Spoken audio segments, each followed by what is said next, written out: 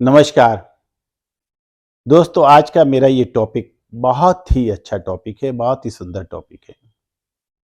भगवान कौन है, परमात्मा कौन है। मेरी ये वीडियो आप अगर अंत तक देखेंगे तो वास्तव में आपको ऐसा रास्ता मिलेगा जिससे आप अपने जीवन में बहुत ही विशेष परिवर्तन ला पाएंगे। आधी अधूरी वीडियो देखकर कई बार लगता है ये सारी बातें तो हमें पता है पहले से, इसमें नई बात क्या है। लेकिन जब हम ये पूरी वीडियो देख लेंगे तो वास्तव में आपको कुछ ऐसी जानकारियां मिलेगी जो आपको पहले नहीं पता होगी। ये वीडियो विशेष तौर पर मेडिटेशन से जोड़कर मैंने बनाई है कि जब तक हमें ये पता ही नहीं होगा कि परमात्मा कौन है तो ध्यान किसका करेंगे। परमात्मा का नाम जैसे ही आता है तो दो शब्द आते हैं, परम जमा आत्मा। विशेष तौर पर यह समझने वाली बात है कि यहां भी आत्मा का ही जिक्र हो रहा है, लेकिन वो परम है, वो सुप्रीम है, सर्वश्रेष्ठ है, सर्वशक्तिमान है। लेकिन जब हम बात करते हैं अपने अपने धर्म के अनुसार, इस युग में अधिकांश लोग या तो देवी देवताओं की पूजा करते हैं, उन्हें ईश्वर मानते हैं, या धर्म गुरु की पूजा करते हैं, उन्हें अपना इष्ट मानते हैं, या किसी गुरु की आराधना करते हैं। वो सबकी अपनी अलग अलग आस्था है, विश्वास है, जिसके आधार पर वो सब उन्हें परमात्मा मानते हैं, ईश्वर मानते हैं। लेकिन सोचने की बात यह है, समझने की बात यह है कि किसी भी धर्म में जब हम अगर हिंदू धर्म की बात करें, हम श्री राम की पूजा करते हैं, श्री कृष्ण की पूजा करते हैं, अन्य देवियों की पूजा करते हैं, हम उन्हें अपना इष्ट मानते हैं। तो क्या बाकी समुदाय के लोग भी उन्हें मानते हैं? सिख समुदाय उन्हें मानता है? नहीं मानता है, रिस्पेक्ट देता है। लेकिन जहां अपने इष्ट को मानने की बात होती है तो सिख धर्म भी अपने गुरुओं को वहां पर रखते हैं। जहां ईसाई धर्म की बात होती है वो अपना इष्ट क्राइस्ट को मानते हैं। ऐसे जहां मुस्लिम की बात होती है वो अपने अनुसार मानते हैं।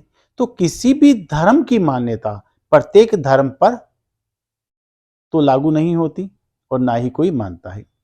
तो जहां हम बात करते हैं परमात्मा की, यानी कि परम आत्मा, सुप्रीम सोल, वो तो केवल एक ही होगी ना दोस्तों। अब वो एक कैसे होगी? क्या किसी भी धर्म गुरु ने कभी भी इस धरा पर आकर ये कहा है कि उसने कहा है कि मैं भगवान हूं? उसने खुद के लिए कभी नहीं कहा। उसने हमेशा उंगली ऊपर की है और कहा है ईश्वर एक है और ईश्वर वो है। अब ऊपर का अर्थ समझिए, ये यूनिवर्स पूरा गोल है, इसमें ना कोई कोना है, ना ऊपर ना नीचे, ना दाएं ना बाएं, ये पूरा गोल है। तो ऊपर का अर्थ क्या है? ऊपर का अर्थ है वो सुप्रीम, सर्वशक्तिवान, सबसे ज्यादा शक्तिशाली, सबसे ज्यादा गुणवान, जिसके पास सागर जैसी शक्ति हो, जो मतलब जिसका कोई अंत ही ना हो, गुणों की जहां गिनती ना हो, जिसकी व्याख्या ही ना हो, वो ईश्वर है। कभी धर्मगुरु ने ये नहीं कहा मैं ईश्वर हूं। और देवी देवताओं की जब बात करते हैं, देवी देवता आदि पुरुष यानी कि सत्य युग की वो आत्माएं जिन्हें सत्य पुरुष कहा जाता था, वो सत्य आत्माएं जब हम इन लोगों की बातें करते हैं तो इन लोगों में एक विशेषताएं थी कि एक तो ये बहुत ज्यादा शक्तिशाली थी, एक ये प्योर आत्माएं थी, ये डायरेक्ट कनेक्शन इनका परमात्मा के साथ होता था। तो जो धर्म गुरु आए और देवी देवता आए, उन लोगों के अंदर जो इतनी एनर्जी थी, हमारा उनके साथ जब संपर्क होता था, एक विश्वास के साथ, एक हमारे अंदर एक पॉजिटिव थॉट होता था इतना पावरफुल कि नहीं, मेरे लिए तो ये भगवान है, मैं इनके पास जाता हूं, मेरे सारे काम सिद्ध हो जाते। एक विश्वास के साथ हम उनको मानते, एक विश्वास के साथ हम उनकी ओर जाते। तो क्या होता है, इस यूनिवर्स में एनर्जी है, तो वहां जो एनर्जी क्रिएट होती है, वहां जो ओरा बनता है वो बहुत स्ट्रॉन्ग पॉजिटिव ओरा बनता है। और जब हम विश्वास के साथ जाते हैं तो वो एनर्जी रिजल्ट भी हमें उस विश्वास के साथ देने लगती है। तो हमें लगता है कि ये ही भगवान है, क्योंकि हमारा काम वहां से सिद्ध हो रहा है। वास्तव में हमारी आस्था उनके साथ जुड़ जाती है। हिंदू धर्म में देवी देवताओं को मानते हैं, यहाँ तक कि पत्थरों की भी पूजा की जाती है। कि कई बार क्या होता है, हम देखते हैं एक पत्थर रखकर भी लोग पूजा करते। आस्था है, विश्वास है। जहां विश्वास है वहां एनर्जी होती है, और उस पत्थर में भी एनर्जी है, हमारे अंदर भी एक एनर्जी है, और यूनिवर्स में भी एनर्जी है। तो ये विश्वास जो एनर्जी के साथ पावरफुल होकर काम करता है, तो वहां से भी रिजल्ट आने लगते हैं। लेकिन इसका अर्थ ये नहीं कि हमारे काम सिद्ध हो रहे हैं तो हमने परमात्मा के साथ अपना संपर्क बना लिया। वास्तव में हमने एक शक्ति के साथ संपर्क बनाया, एक पावरफुल एनर्जी के साथ संपर्क बनाया। लेकिन जब हम परमात्मा की बात करते हैं तो उसे समझना बहुत जरूरी है। हिंदू धर्म में कहा गया ज्योतिर्लिंग, यानी कि परमात्मा का पहचान चिन्ह, और परमात्मा को कहा गया ज्योति, कि परमात्मा कौन है, ज्योति बिंदु है। मुस्लिम में कहा गया कि वो नूर है, नूर खुदा, नूर माना गया। और क्रिश्चियंस में माना गया गॉड इज लाइट। और सिख धर्म में कहा गया सत्य श्री अकाल, यानी कि वो सत्य, वो सत्य जो श्री है, या श्री वो सत्य है जिसका कभी काल नहीं आता। तो श्री क्या है, श्री बड़े लोगों के नाम से पहले श्री लगाया जाता है। इस पूरी यूनिवर्स में सबसे बड़ा कौन है, वो सुप्रीम, वो श्री, वो सत्य है, और उसको कभी काल नहीं खा सकता, वो अकाल मूर्त है। तो जिस धर्म गुरु की और देवी देवताओं की हम बात करते हैं, उनका तो काल आया, उन्हें तो शरीर त्यागना पड़ा, चाहे वो जितने भी गुणवान हो, जितने भी शक्तिशाली हो, और जितने भी लोग उन्हें परमात्मा क्यों ना बोलते हो। लेकिन एक वक्त तो उन्हें शरीर छोड़ना ही पड़ा, इस दुनिया से जाना ही पड़ा।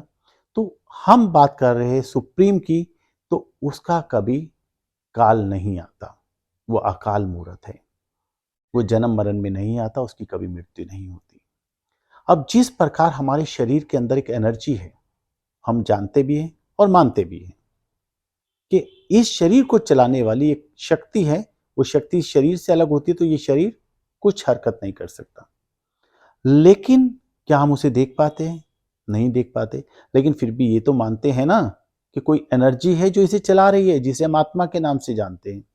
नाम देना सिर्फ इसलिए होता है कि एक नाम बोलते ही हमारा जो ध्यान है, हमारा विजुलाइज ऐसा हो सके, हमारे जहन में वो पिक्चर बन सके, इसलिए नाम जरूरी है। वरना कोई उसे एनर्जी कहता है, कोई रूह कहता है, कोई आत्मा कहता है, लेकिन वो शक्ति है जो शरीर को चलाती है। तो इसी प्रकार एक वो परम आत्मा है, सुप्रीम सोल है, वो सुप्रीम एनर्जी है जो इस पूरे यूनिवर्स को चलाती है।